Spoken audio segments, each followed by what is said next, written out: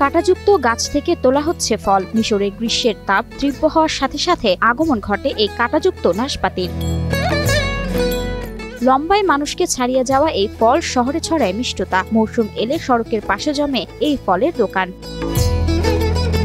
কাঁটাযুক্ত নাশপাতি ফলটি লাল, সবুজ, হলুদ বা কমলা রঙের হতে পারে। পাকলে এর ভেতরটা হয় একেবারে লাল রঙের। এটি তরমুজের মতো বেশ রসালো ও মিষ্টি স্বাদের হয়। ফলগুলো খোসা ছাড়িয়ে খাওয়া ছাড়াও জেলি, ক্যান্ডি এবং অন্যান্য মিষ্টি তৈরিতেও ব্যবহার করা হয়।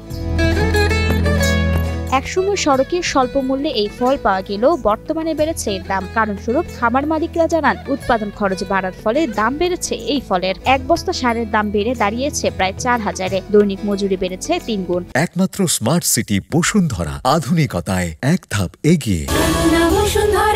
এবং পরিবহন খরচও বেড়েছে সমান তালে। এতে কাঁটাযুক্ত নাশপাতির দাম বাজারে বেড়েছে দ্বিগুণ। এক একটি ফলের পেছনে খরচ পড়ে প্রায় 5 টাকা, আর সেই ফল বাজারে বিক্রি হচ্ছে প্রতি পিস প্রায় 13 টাকা। এমনটাই জানান বিক্রেতারা। তবে গ্রীষ্মকালে এটি পছন্দের ফল হওয়ায় ক্রেতা চাহিদা রয়েছে দেশ জুড়ে।